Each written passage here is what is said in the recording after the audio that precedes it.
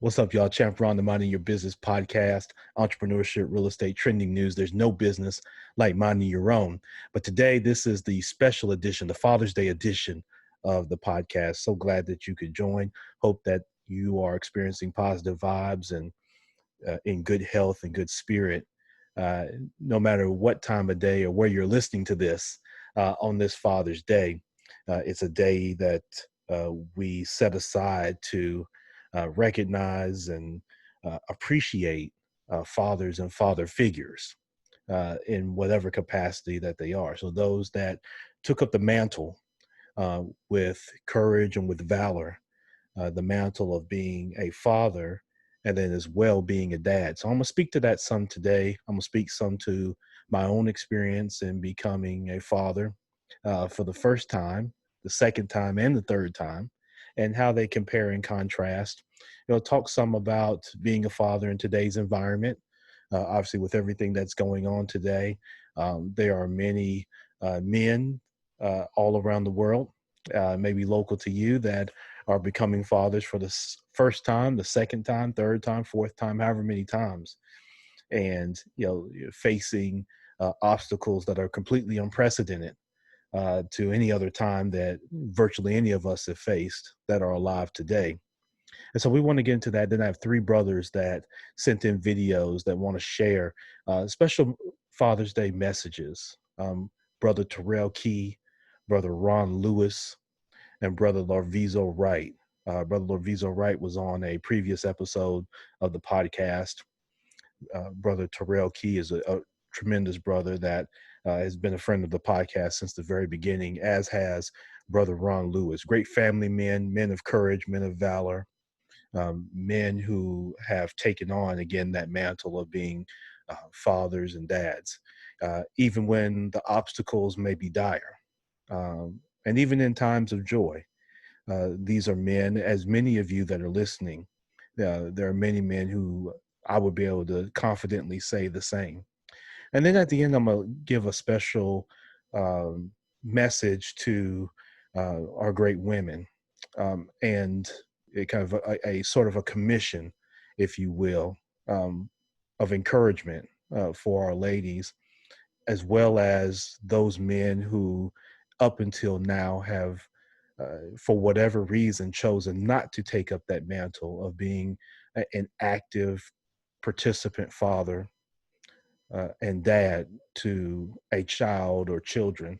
I'm going to give a special message to you, as well as to men who desire, who have set a time to um, desire to be fathers, and for whatever reason, um, have not had the opportunity to do so yet, whether that's from a medical standpoint or whatever that is. I'm going to have a message for you as well. So that's kind of the rundown of today's episode. Let me start here. I became MYB a father in 2010. And let me back up a little bit, because um, my wife and I became pregnant in 2009, right before our anniversary, which would have been our third anniversary. So right before our third anniversary. Here's kind of a quick story. I'm watching the 2010 NBA playoffs, and I don't recall the game. Of course, the 2010 playoffs was the playoffs where Kobe Bryant with the Los Angeles Lakers won his last and final NBA championship, beating the Boston Celtics in Game 7 of the NBA Finals in Los Angeles. During the playoffs, this must have been in May 2010, or sorry, 2009, May of 2009. And I'm sitting in the living room. My wife and I were in our first house, and she goes to the bathroom. And, of course, nothing routine or unusual about that, other than she was in there for quite a good bit of time. Okay. So as I'm watching the game, you get to halftime, I'm like, she's been in the bathroom for a minute. So she comes out, and I ask her, kind of joking, you okay in there? You need some help? Everything cool? What's up? And she shows me of course, the tests.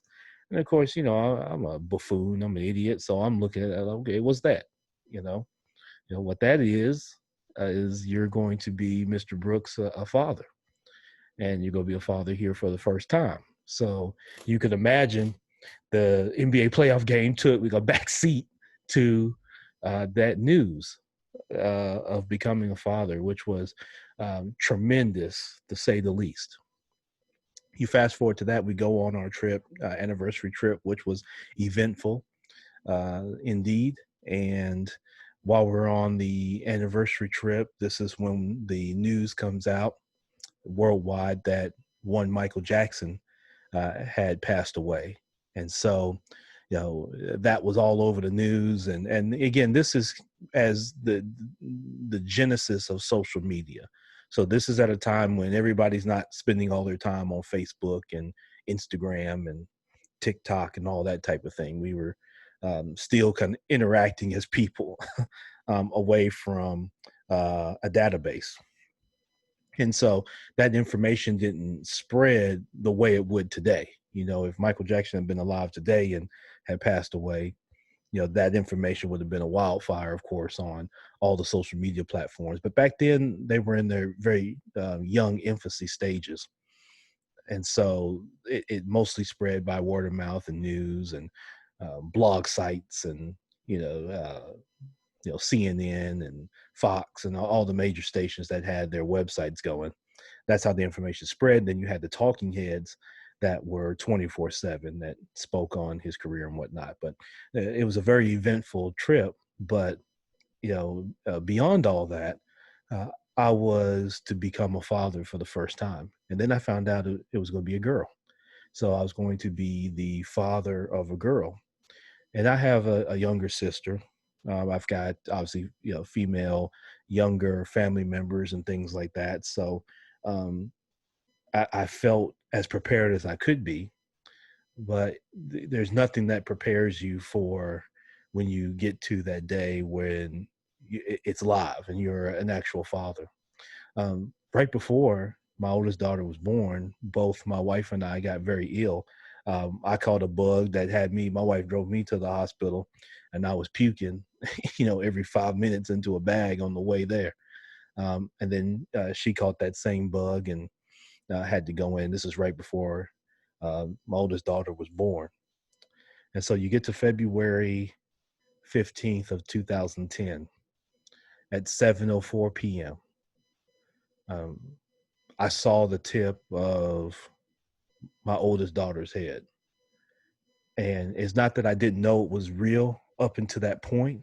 We had done all the preparation. We had prepared the room, had gone to the class. Shout out to Methodist Hospital here in Germantown, Tennessee, a suburb of Memphis, where my wife did a great job of signing us up for the class. And it was a great opportunity, one, to network with other soon-to-be parents, as well as get a crash course on handling a baby, handling a bottle, all those type of things, which I'd done because my younger brother, who's 9 years my junior, uh, I had a intro with him when he was a baby um, to do some of those things. But there's nothing like when you become a father for yourself. And so again, when you fast forward to February the 15th at 7:04 p.m., my oldest daughter is born, and I see the tip of her head and it's real. All right. And I knew my mindset was that life was no longer just about me and how I saw it and what I thought about it. Um, One of the things, and you see this in leadership, those of you that are in leadership in the workforce or leadership in your business or both, you know that in leadership, one of the critical pieces of that is leadership's not about you. It's not about what you've done or how you've done it. It's about your ability to inspire and influence a team. And so that mindset grips you when you become a parent for the first time, or at least it should. So in the past, you have more of a selfish attitude. You have a more self-righteous attitude. You look at things from just yourself. So you use pronouns like me and I a lot. And naturally, because it's just you. Those pronouns change to we and us and that sort of thing, just like they do when you get married or in a committed relationship. It even amplifies even more when you become a father. So I became a father that day, February the 15th of 2010. My oldest daughter was the 10th baby born in the new Methodist Germantown facility. And that's something, it's a day I'll never forget. Seeing her for the first time, seeing my wife hold her for the first time, bringing her home. I drove, if you thought Morgan Freeman drove slow with Miss Daisy, um, I would compete against him very righteously in the way that I drove home. Um, the complete antithesis of, say, Fast and the Furious. I wasn't that at all.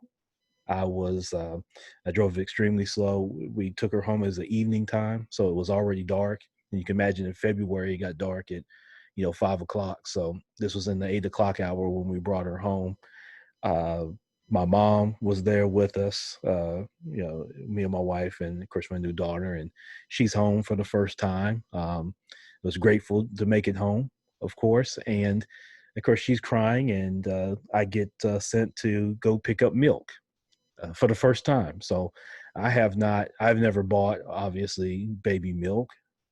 I wouldn't have any clue as to what that looked like. So I was given the orders, and so drove over to Walmart and picked up some milk with the help of some ladies that were there, including ladies that worked at Walmart. One of the few times that you actually get help from somebody at Walmart. But nonetheless, shout out to those ladies because they helped me. They were mothers who could probably smell the blood in the water with me, and had pity on me enough to help me get the milk that I was looking for, that I'd been commissioned to go get to come back for my daughter. So it was tremendous. And now, um, these years later, my oldest daughter is 10 years old, heading towards 11. And I didn't get the time really just with her because my second daughter was born the next year, May 18th the next year. My middle daughter was born, um, you know, in the 5 o'clock hour on May the 18th of 2011. When my wife and I found out we were pregnant with her, my oldest daughter was about 7 to 8 months old. So we were still kind of getting acclimated with her, doing different things. And so then after all of that, we have our second daughter, who's a different personality than her older sister, naturally, right? And that's how it should be, because all of us are different in our own unique way. But one of my mindset then was obviously OB, right? I've got now two kids in the house, and we had to look at our living quarters and the space that we would have. My wife was in pharmacy school at that time, and so had thoughts and concerns about how that was going to be a mother of two children who are extremely young. It's not like two children that are teenagers, right, that kind of fend for themselves. You're talking about uh, someone that's under a year old, and then someone else that's a newborn. But she had great friends in pharmacy school that, as they were studying, they would come over and help out, and whether it's watching one or both of the girls, or hold them, or help feed, and while they were studying. And I was at work at that point. I was in banking. Um, I, kind of midway point of my banking career, and so was established there and whatnot. But so that was again a glimpse into the mindset that I had with my second daughter. And of course, the gravy train kept going, and so we had our third daughter uh, that was born November of 2012. Okay, November of 2012, November the 12th. And she was born in the evening too. She was born in the 7 o'clock hour as well, like my oldest daughter. But a little bit different, slightly different situation with her, different hospital, a little bit different circumstances. But again, we were extremely, extremely fortunate to bring into the world three very beautiful and very healthy daughters. Uh, and I don't shortchange or make that too modest or anything. That we were, again, extremely fortunate with that. And by this time, we've had three daughters within a span of 33 months. All right. So three kids within the span of 33 months. So within 33 months, we went from a married couple to a family of five. And so my mindset was, obviously, yeah, um, I had to grow into the fact that now there are more kids in the house than there are adults. But that growth and seeing them grow up, and um, my wife and I did a tremendous job of working together to ensure that, because we didn't have a ton of just available help. And a lot of you that are listening to this podcast, you may can relate to this situation, that you may not always have a lot of family and friends that are available, that aren't working day to day, kind of not in that rat race, that are available to watch your children. And if you do have that, definitely, consider that to be very fortunate, because a lot of people don't. And you look at today's society, with the current pandemic and everything that's going on, there are a lot of people that are having to make really tough decisions as it relates to things like childcare and whatnot, uh, in comparison with their job prospects, and making decisions, specifically if school is not in session in the physical come August and September. What does that mean for them in their career, and then watching children that are of an age where they cannot watch and fend for themselves? And so I'll talk about a little bit of that here shortly. But getting back, with my third daughter, my youngest daughter, who again is a different personality than my middle daughter, has a different personality than my oldest daughter. But one of the things that I've noticed with them is their ability to work together, even as children.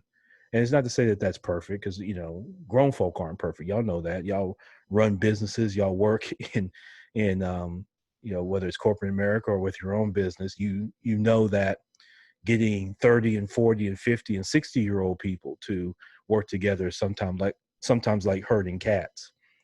But my daughters work well together, better than some of the folks that I used to manage that were twice my age, and I'm 39 now. So I definitely give them a lot of credit for their ability to, um, you know, I think see a picture a little bigger. Now again, they're children, and all of us were once 7 and 9 and 10, right?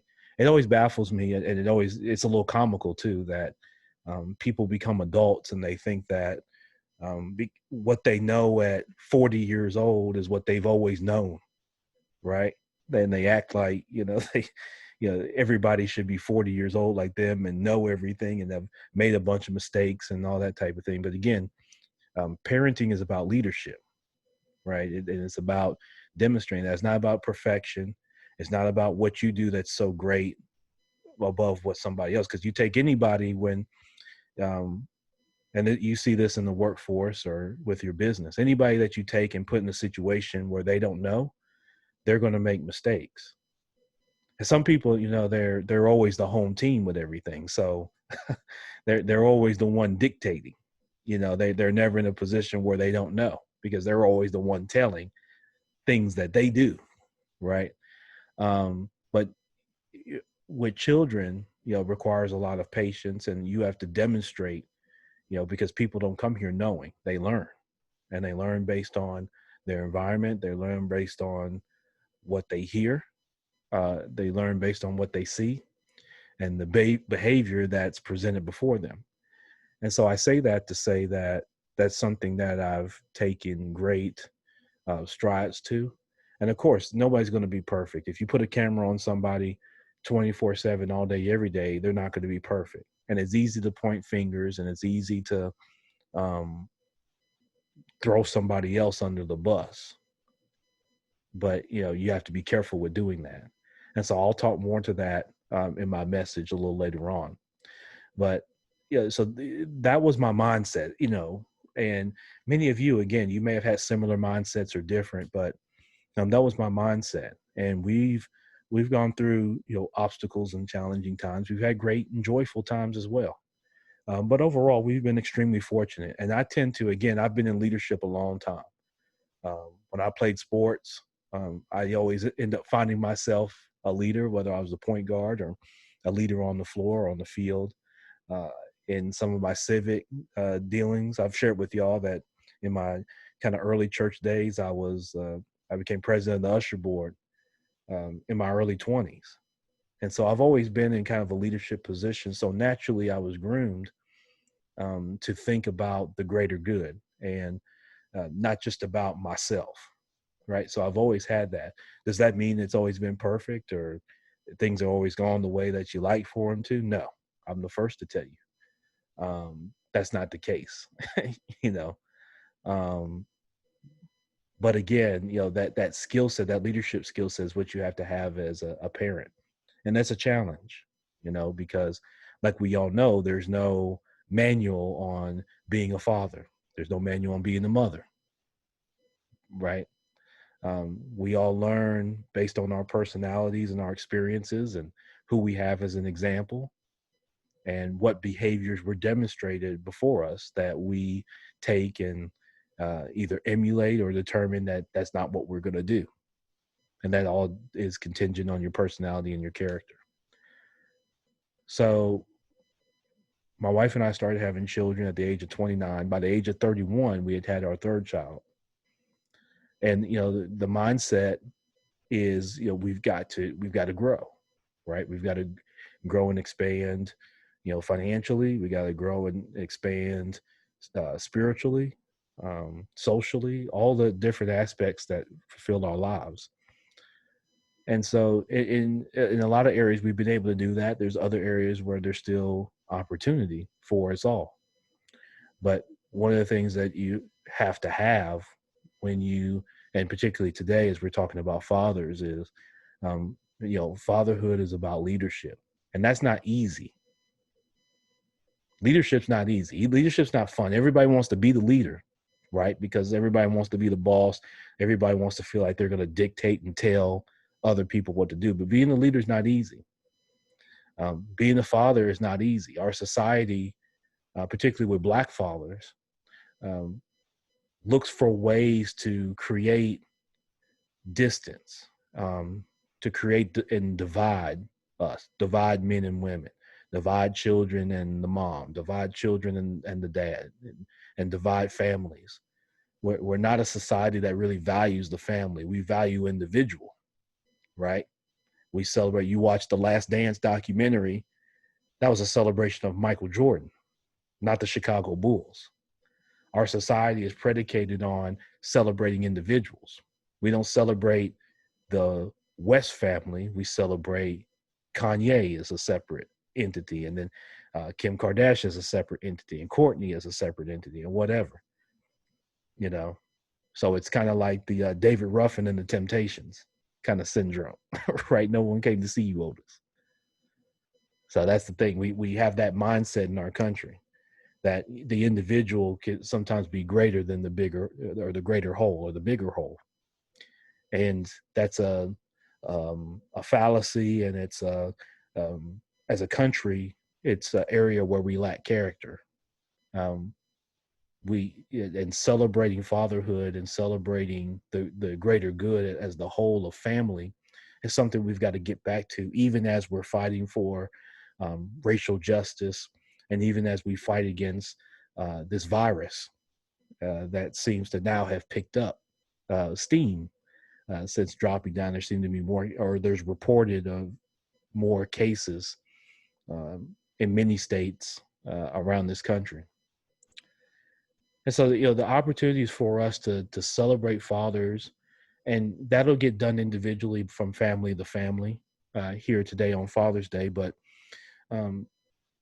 more importantly, as we get past Father's Day, the celebration of family as a whole is something, because one of the things that'll help, in my opinion, bridge the gap on racial equality and racial justice is we have to get back to believing in the family and not to be so quick to try to divide.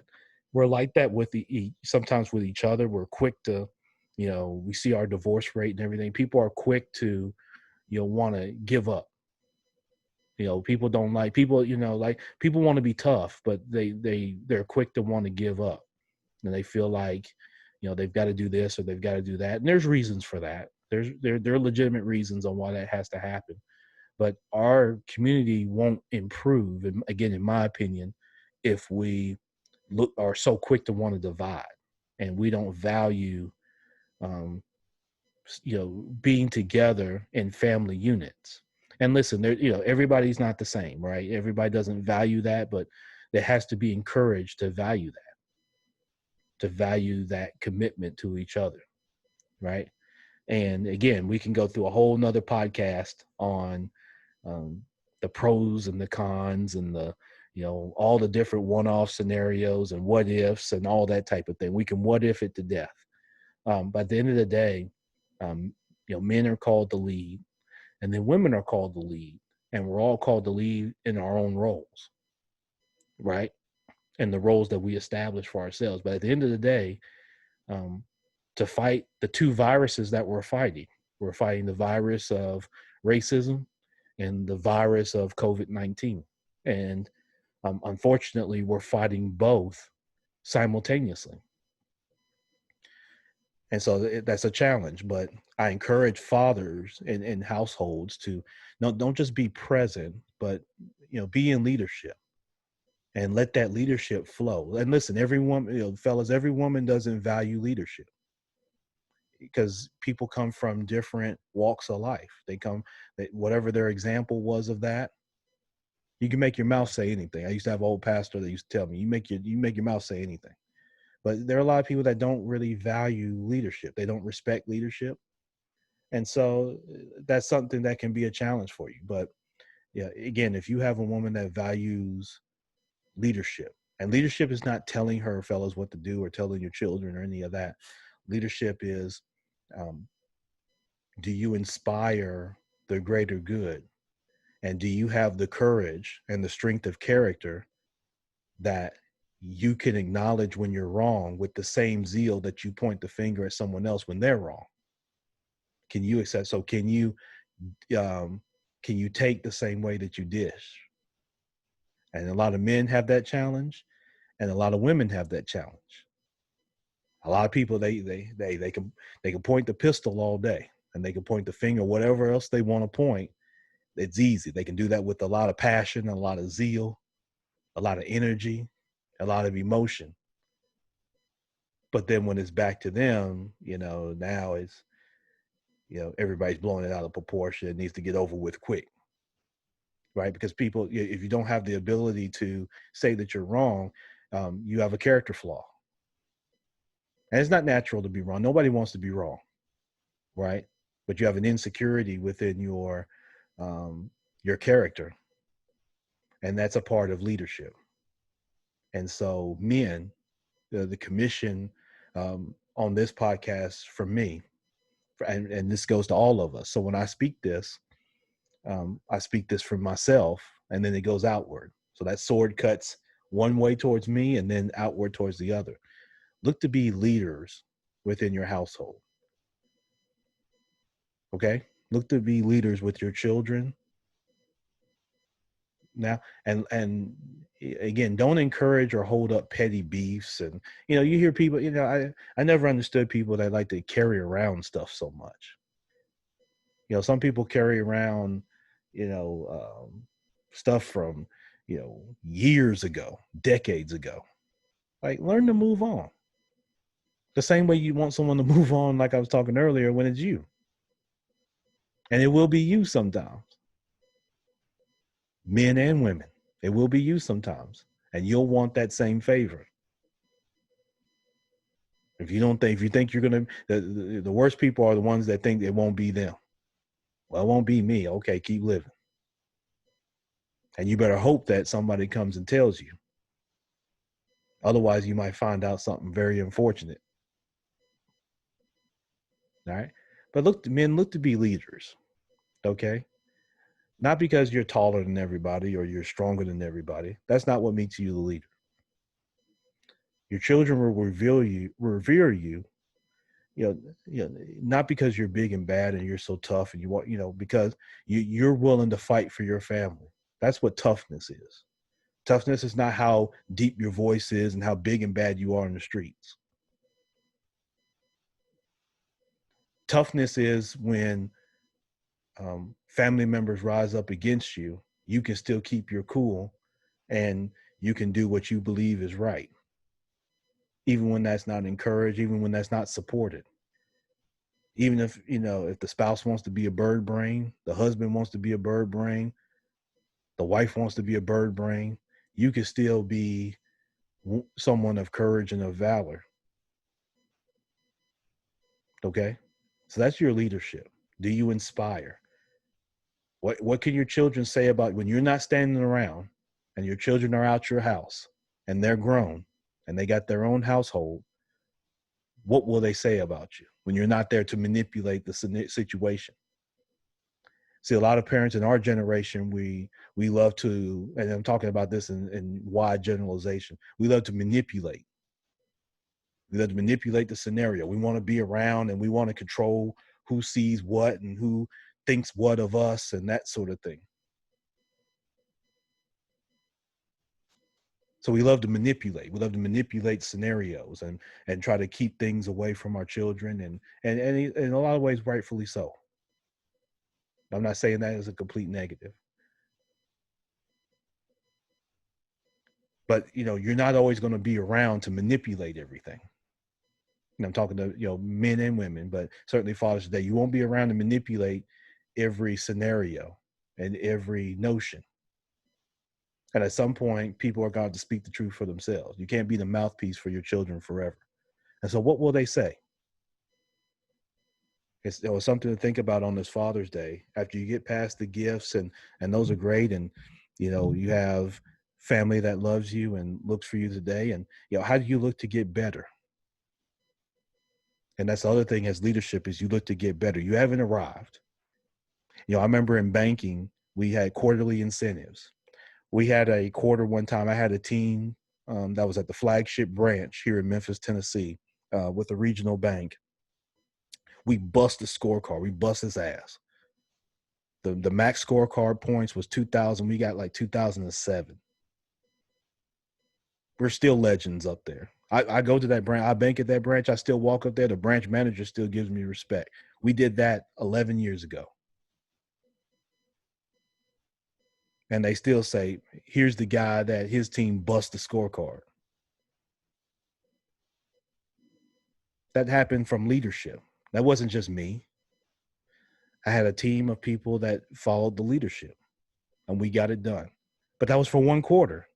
Guess what happens when the quarter ends? It starts over, right? What I did last quarter, now that 2007 points, that's yesterday. What did Janet say? What have you done for me lately? Yeah. That's what Janet said. People picked up that song real quick. It's a big song. Because it's true. That's what they want to know. What have you done for me lately? I can't live off of that. They give me respect when I walk into the branch. That was 11 years ago. I can't walk around living off of that. I'm not Al Bundy, where I talk about for the next 40 years of my life scoring 4 touchdowns in one game. Who cares? What have you done for me lately? And so, again, I say that hopefully to encourage you men as we, celebrate Father's Day. But leadership right now is needed more than ever. And if we're going to change culture, and we're going to encourage white people to change their culture, not so much educate them, but we're going to, as we have conversations,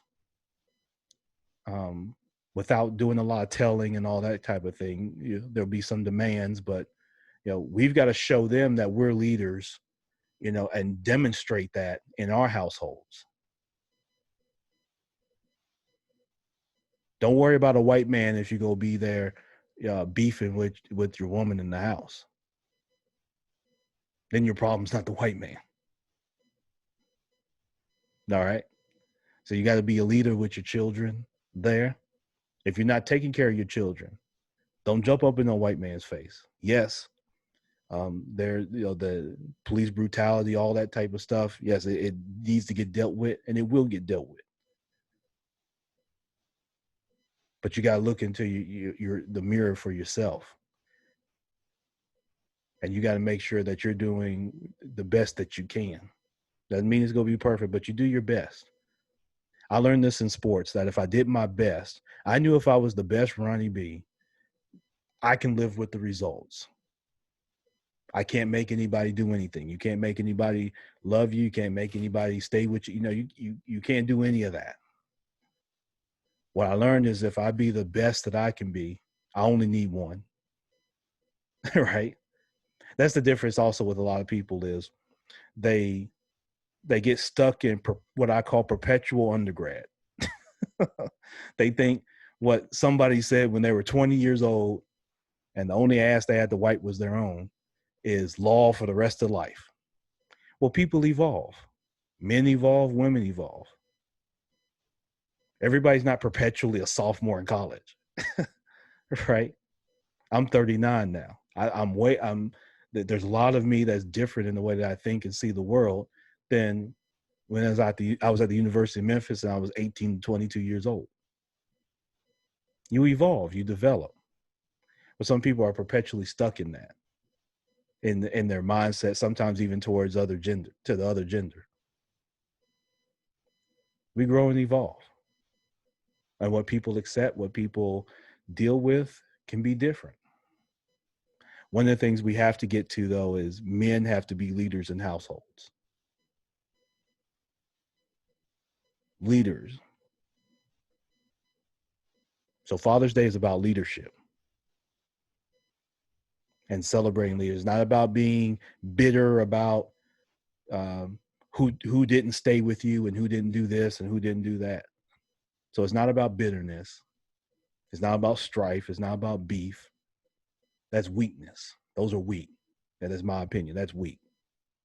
I don't care how loud you get, how tough you think you are. That's weak. Weak. You don't care how tall you are, how much you can bench press. Again, how loud you can get, how good you think you look in a dress. Don't matter. There's always somebody go look better. There is. Guys, there's always going to be someone that's going to look better. There's always going to be someone taller, bigger, faster, stronger, just like in sports. Ladies, you think you got it? Yeah, they're going to gawk at you until someone 10 years younger walks in. And you're done. Right? You're done. You're the best of what they're looking at right now. But guess what? They're not discriminating. The 24-year-old walks in fresh out of school. Yeah. Okay. So leadership, y'all. That's what this thing is about. So what I want to do is I want to share some comments from some of the brothers that I mentioned earlier. And so first up is going to be my great brother, brother Terel Key. And so I want you to listen to him. I want you to think about what he's saying, because he's got a unique perspective as someone with young boys. What's happening, everybody? My name is Terel Key. My mindset when I first became a father was I have a big responsibility now. I've always had responsibilities, bills, and things of that nature, but to bring another life into this world, that mindset changed completely. So it's like now, all hands on deck. I have to be big role model. I have to make sure that I'm doing the things that I need to do to make sure that he can follow in my lead or in my footsteps as a father. My favorite memory with my father, my dad played football at Jackson State University, and he was a punter. So, of course, when I came along, he wanted me to play football, and he wanted me to punt. So my fondest memory was actually watching him teach me how to punt a football, where you have to Like if your foot is like this down on the ground, you have to point your toe so the football can hit right here and go as high as it needs to go. So that was my fondest memory, just learning how to punt or learning how to kick a football. Father's Day to me means a big birthday celebration for every father in America. Think about it. You know, your birthdays are it's a celebratory kind of thing, right? So I feel like I have a birthday that I share with every father in the world. So it's just like calling all the fathers up, or especially the fathers that are my friends, and saying, hey man, happy Father's Day. We're sharing the same exact experience. So it's like a big birthday celebration for all fathers to me. So that was my brother, Terel Key, of 1 Phi Beta Sigma Fraternity Incorporated, by the way. To get that in there. But you heard him speak to a few different things. One, legacy. You talked about his experience with his own father, how his father played football at Jackson State, was a punter, and teach that skill set to him. And we know that everyone does not have that same experience. I'm fortunate that, one, my dad is still living, and I have great fond memories of experiences with my dad, with my father. But we know the reality is that everyone does not have those same experiences, unfortunately. Whether your father was not there, whether you did not know your father, or even if your father was there but was not active, or maybe just did not uh, embrace his leadership role. Because sometimes, a person can be right there and not be there.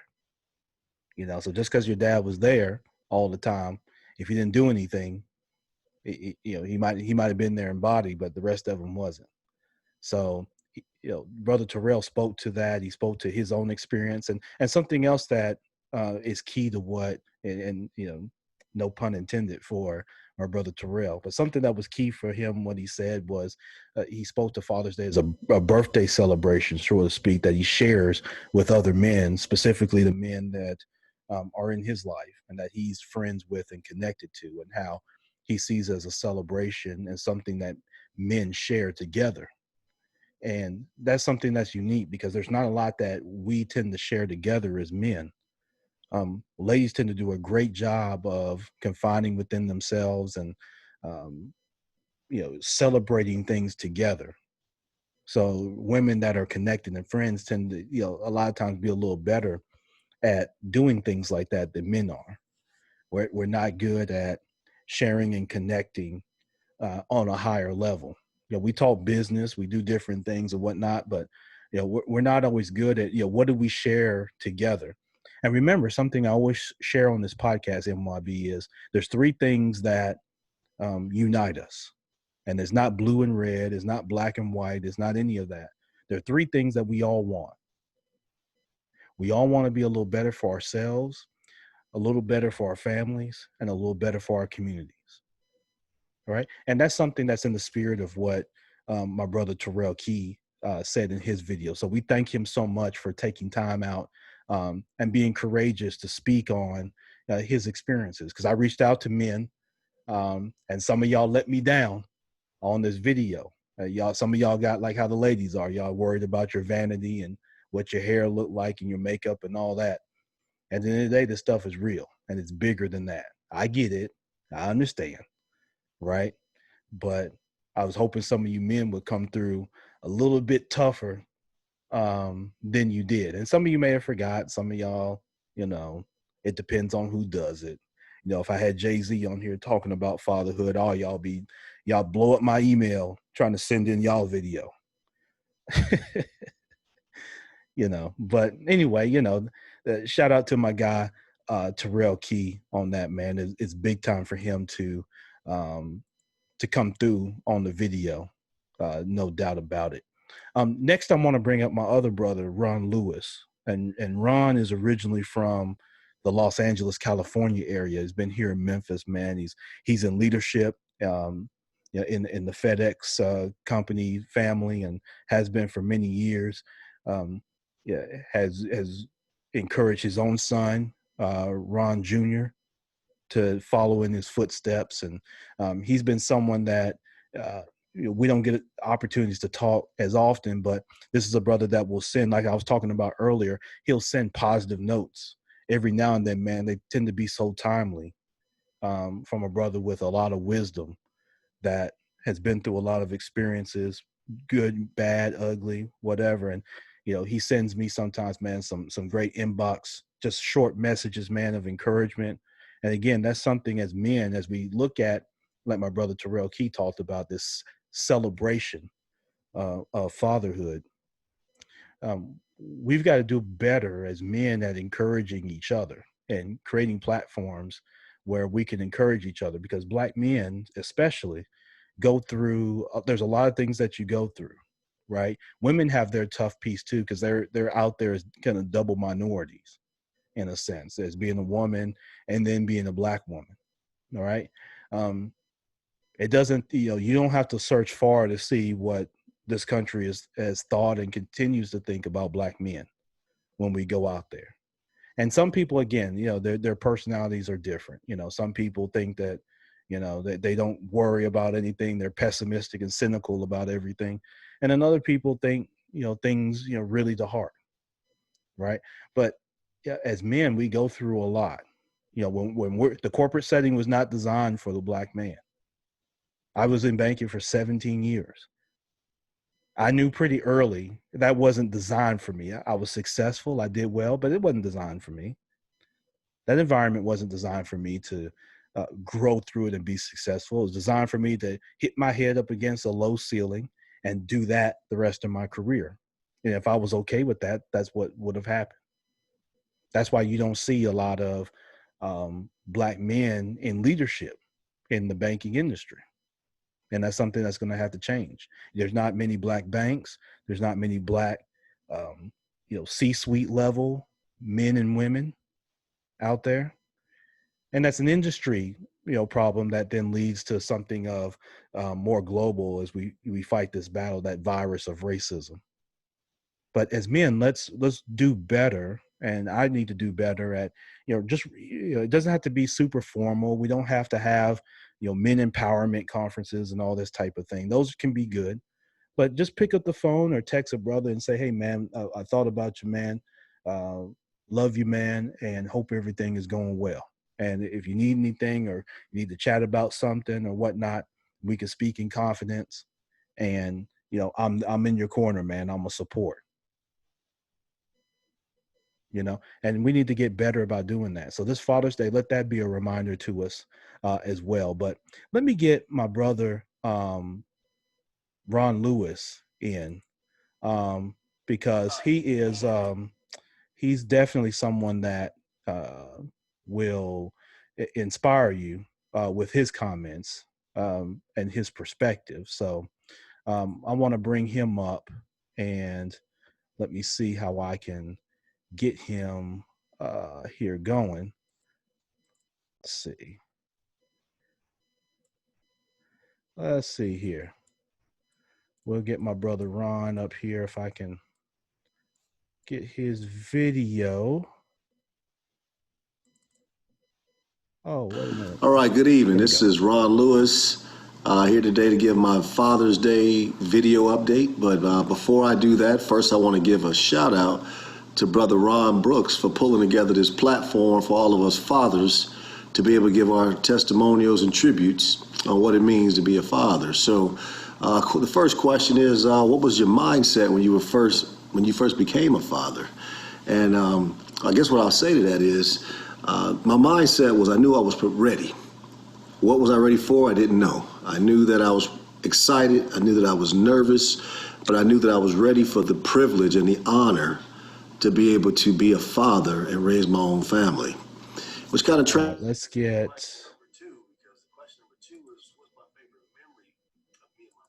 let's get my brother here, because let's see. It's not the easiest thing trying to navigate this thing. Because I've got stuff all over the place. So bear with me, y'all, as I get my brother Ron Lewis in here. Let's see.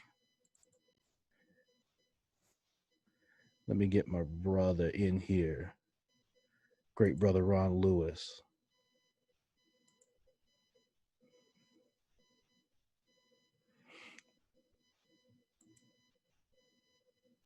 All All right, good evening. This is Ron Lewis here today to give my Father's Day video update. But before I do that, first I want to give a shout out to Brother Ron Brooks for pulling together this. I don't know if I'm getting my brother in here yet. Let's see here. Let's see here. I'll get it together for y'all. Because let's see.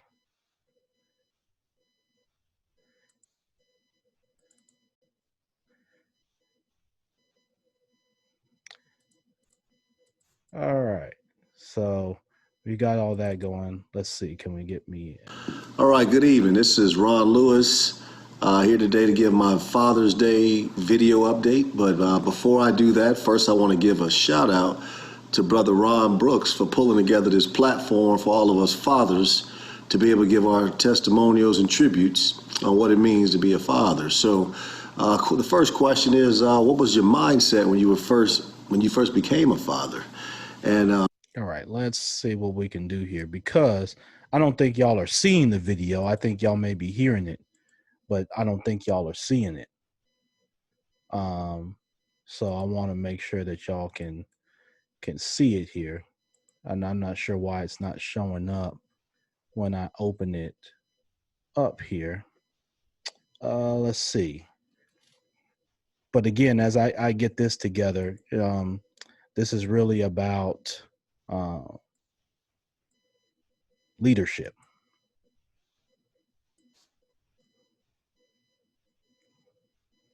I guess you could say it's about leadership, trying to get this video up too. But yeah, this is about leadership. So let's do this.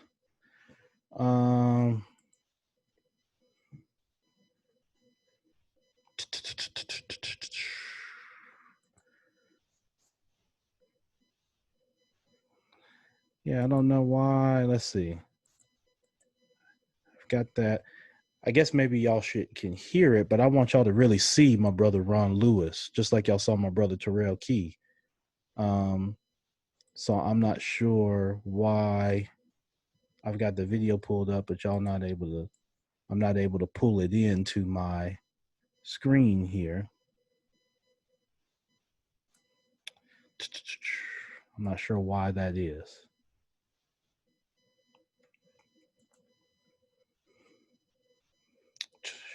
And I don't want to pull anything from my Dropbox because I'm just not sure about where to pull that from.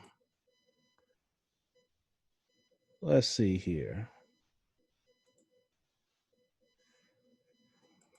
All right. So everybody can see that.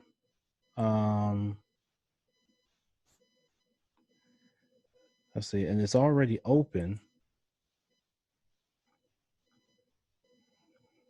It's already open, so I'm not sure why I can't see it from here.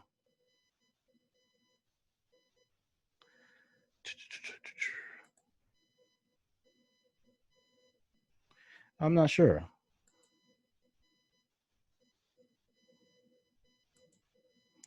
Because I've got it open just like I had my brother's open. But I need to try to pull it up here. So I think I got my brother Ron now. So we're going to hear from my brother Ron Lewis. All right, good evening. This is Ron Lewis here today to give my Father's Day video update. But before I do that, first I want to give a shout out to Brother Ron Brooks for pulling together this platform for all of us fathers to be able to give our testimonials and tributes on what it means to be a father. So the first question is, what was your mindset when you first became a father? And I guess what I'll say to that is, my mindset was I knew I was ready. What was I ready for? I didn't know. I knew that I was excited. I knew that I was nervous, but I knew that I was ready for the privilege and the honor to be able to be a father and raise my own family. which kind of transitions into question number two, because the question number two is, what's my favorite memory of me and my father? Well, what made me ready to be a father, or got my mindset ready, was my situation is a little different than most fathers. See, my father died 27 days after my son was born. But the day my son was born was probably one of the most exciting moments I'd ever seen my father.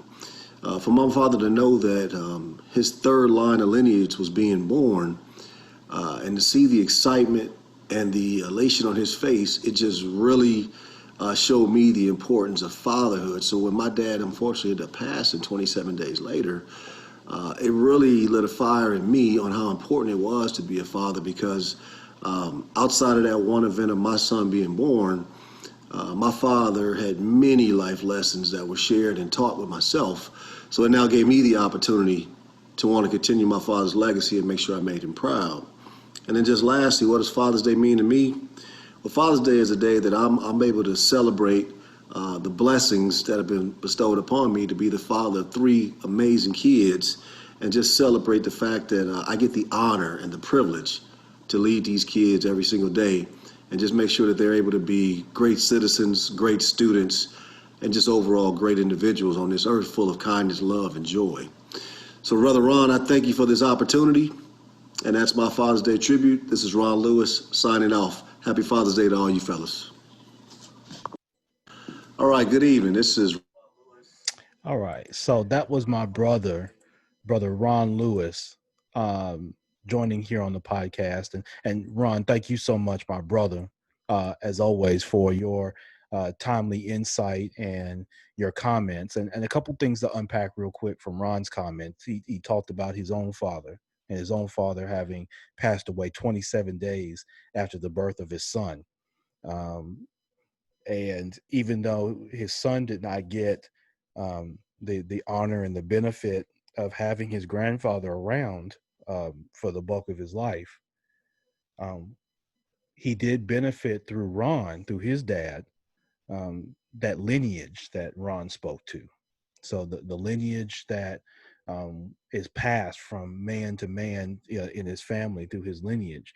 And again, it goes back to my comments earlier. Men, we've got to take that seriously. Okay, we've got to take that seriously. It is a serious thing um, when we think holistically and long term about our lineage. And it's difficult. Again, these things sound easy for me to sit up here and say on the podcast, but they're not easy. And like I said, a lot of us weren't raised to think that way. But we've got to begin thinking long term, not just what you're doing, for the weekend and that sort of thing. We got to start thinking long term. Because it's a lineage involved. So, you don't just go and, make children and stuff, which is anybody, just because you can or because she's willing. You got to be thinking long term. You got to be thinking about, that lineage and how information and how love and support and the type of spirit that's passed along. So that's very important. And again, that speaks to leadership. And then, Brother Ron talked about um, the the notion of fatherhood as it being again, like Terrell, a celebration, but he's talked about the honor of being a father, right? And I mentioned that earlier. um, you know Taking that with the utmost seriousness, the utmost resolve. Again, that seriousness of being a father, is not for play. And it's a daily commitment. It's a commitment that you make each day. And again, it's not in perfection. Again, we all have our um, great areas where we're tremendous, and we all have our challenged areas of opportunity, right? And if we only focus on the challenged areas, which we tend to do, we like to, as people, focus on the negative, right? Where you get cynical and pessimistic about the positive, and then, everything that's negative is true, right? To a lot of people. And it may be, but you know your perspective and what you choose to focus on. So obviously my brother Ron Lewis chose to think through the positive, and when he sees as an honor as someone with his three children, no, like myself, um, that's just tremendous to hear that from a brother. And so I thank you, Brother Ron, for your courage and your valor, just like my brother Terel Key, in being leaders within households. And it goes so much further in the people that we develop in the future, and what kind of leaders they come from these examples of men. And many of you, whether you sent in the video or even new to, or you're just celebrating Father's Day, um, or you're being celebrated, there's so many of you that share these same testimonies and the same courage and honor to be a father. Okay, so I want to bring in, certainly it is last, but definitely not least, my brother Larvizo Wright, sending a very insightful video that I want y'all to check out.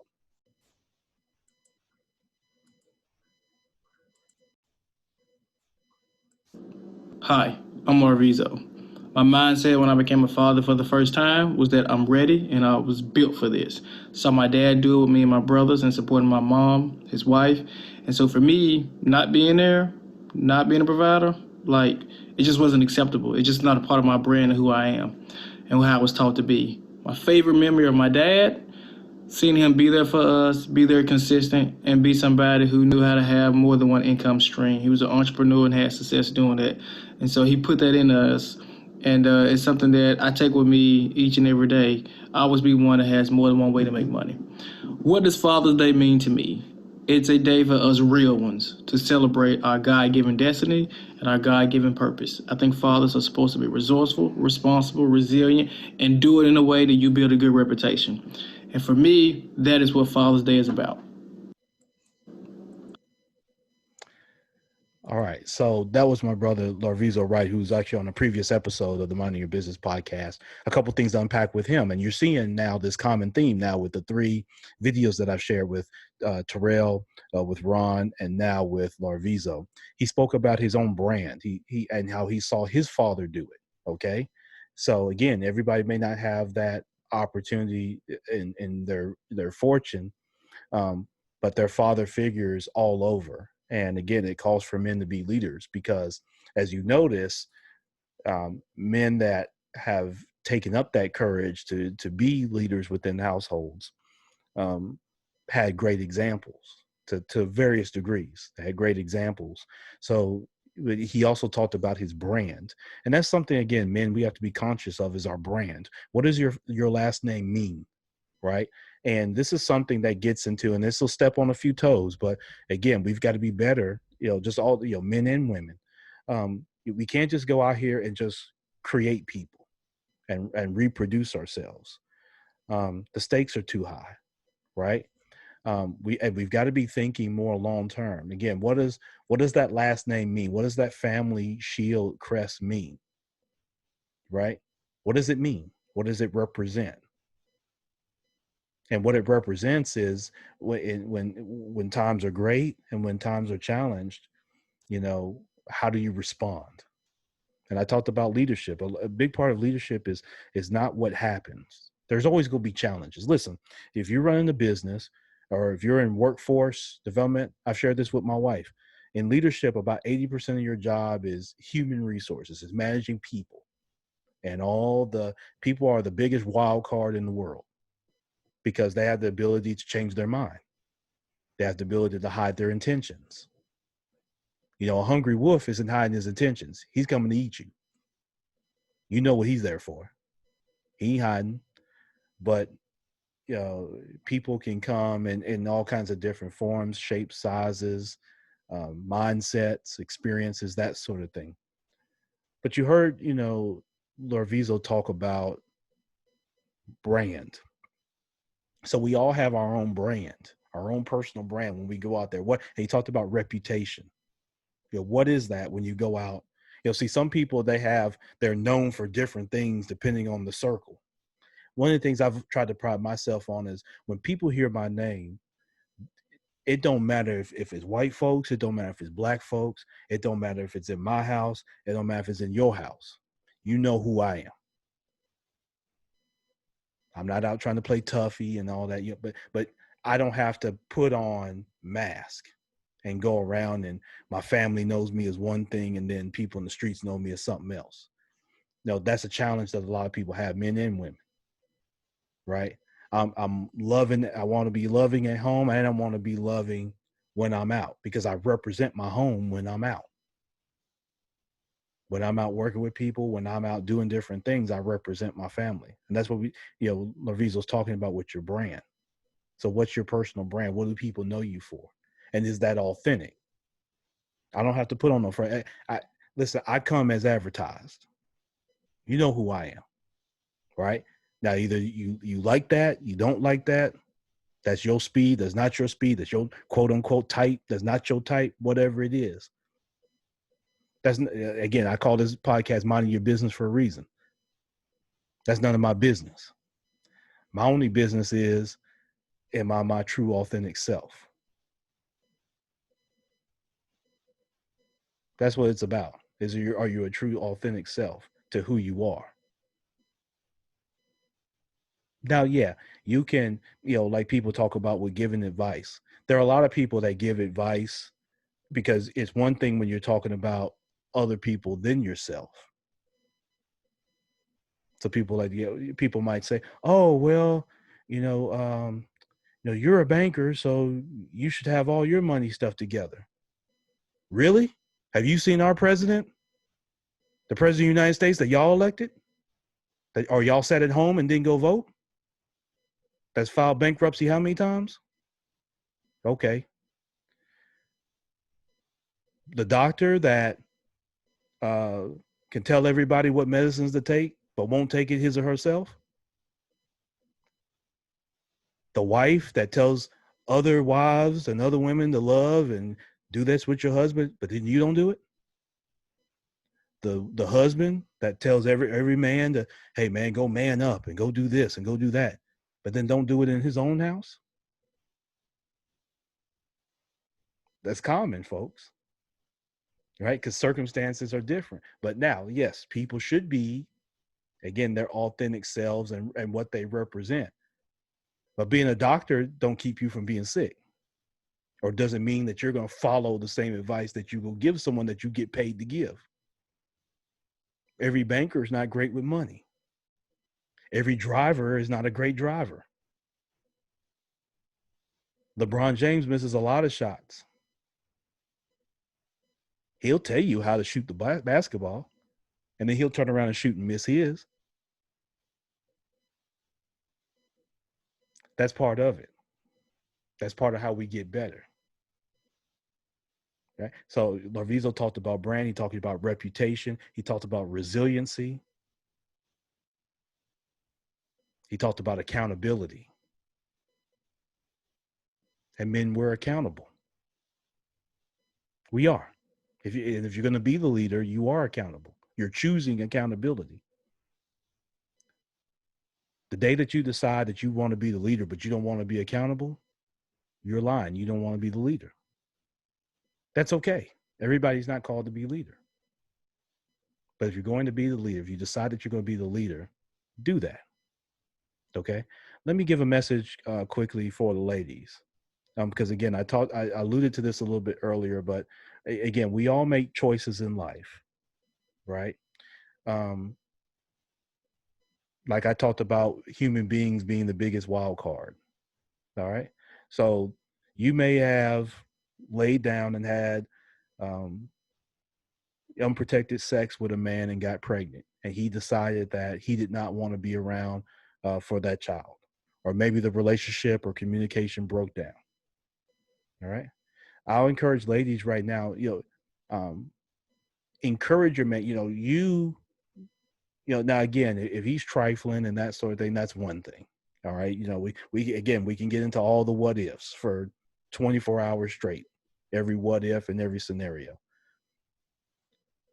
But now, even more than ever, with everything going on, we've got to be able to work together. We've got to be able to encourage each other, even through the faults, and my message is hold him accountable. If he's going to be a leader, hold him accountable, and then teach your young girls, teach your daughters and your nieces and that sort of thing, your cousins, about making that choice in who you procreate with on the front end, not when you're 45, right? When you're young,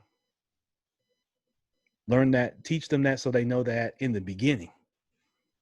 That's part of your leadership. Men, same way. Teach your sons to have respect for a woman. And if he goes and lays down and makes a baby with her, he is accountable because he chose to be a leader. He's got a young life he's responsible for. Let's get away from, having to run down and have a judge with a gavel tell you how to, everybody's grown, right? You ask anybody, I'm grown. I mean, I do this. But then you need some man or woman in a black robe downtown to tell you how to do and handle your affairs.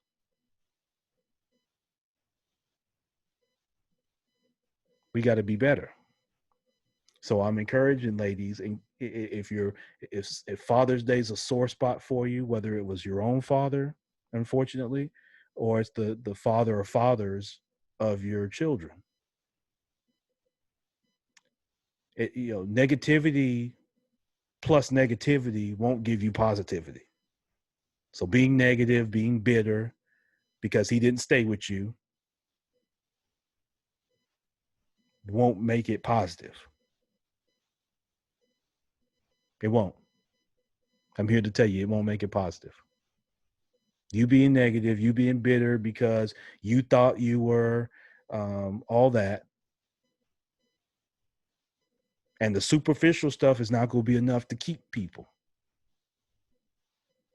Like I told you, you a size 6, there's someone that's a size 5. You went to grad school, there's someone else who went to grad school. Now you slim and trim, someone else gets on the treadmill, they slim and trim. Now what? What are you providing, men and women, that can't be bought?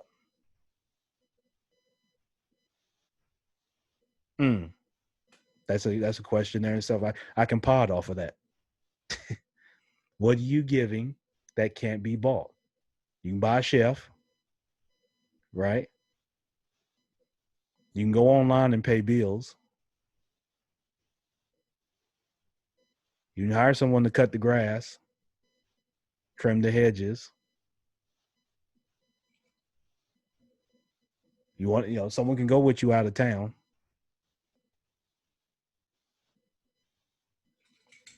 The things that you can't buy is the leadership, the reverence, the love, the friendship. Those are things that you can't buy. You might think you can, but you can't buy those things. Those are things that are within one's character. So I encourage your young women to think past the superficial, think past vanity. Men, teach your boys, and be that example for your girls, men, of what she should look for. Not in perfection, but get past all these preferences and types and get mad about folks' preferences and all that. Lead. Let them see what that is and help them develop the maturity early. Not dragging, after you've been ran through and all that, and now you 38, 39, 40, 45, 50 years old. That's cool to learn then. Wouldn't it be great if we taught our children at 17, 18, 19, 20, 21, young women what to look for in a young man, young men what to look for in a young lady, and encourage them and lead with accountability, with valor, with our understanding our brand, our family brand. We don't just bring anybody in our family just because folk lay down and have sex with each other. Huh? So think about that. And then my final word is for men, and men that desire to be fathers and have not had that opportunity. Definitely a shout out to you. Continue to keep the faith. Again, negativity plus negativity will not equal positivity. So you have to be positive. You have to be encouraged. You have to be realistic, but be encouraged and know that being a father to a young person, whether it's biological or not to you, whether you share DNA with that person and chromosomes and that sort of thing or not, is still needed. And we need that in our community. So even if you may not have the opportunity to be a biological father to a young man and or a young woman, know that your leadership is needed and is encouraged. And for us to be successful as a community, you have to take up that mantle. And there's many opportunities for you to be able to do that. And so positivity and in leadership. All right. Let me say this. Happy Father's Day to all of you. Those that are listening, whether you're on YouTube, whether you're on Spreaker, whether you're on Spotify, Apple Podcasts, Google, SoundCloud, wherever you are that you're listening to this podcast. Happy Father's Day, men who have decided that they were going to develop their brand and be courageous in leading a family unit and a family unit with young people. And I encourage you and I encourage all of us to be a little bit better tomorrow. And let's commit to that, whatever that is. And again, will you make mistakes? Yes, you will. I will. Everybody will. Will you say some things that you would say differently? Will you do some things that you would do differently? Yes. But remember, we only get so much time here. We're dealing with all these different things with pandemics and all types of things, but we only get so much time. All right? Be a leader. Decide today that you're going to be, if you haven't been. Stop blaming the woman. Stop making excuses about, what she's doing and how she won't do this and how she won't do that. Be a leader. There's reasons and there's excuses. And you'll have reasons, but get rid of the excuses. And let's be men of leadership. Show her about and teach her, let her see leadership demonstrated. If she's an egghead and she don't know what that is, let her ass go. If she thinks she can do better, hey, let her go find out. If she's that tone deaf, let her go find out what time it is out here. Everything's sexy till you have to deal with it. And some folks get returned the sender slapped on their ass real quick after the fun's over and the accountability kicks in. Or now you got to deal with a person, or the next one comes walking by who's a little bustier, a little thicker, skin a little fairer, you know what I mean, or a little darker, a little younger, a little old, whatever it is. When the next bus pulls up, a lot of folks jump on. Let's be leaders, men.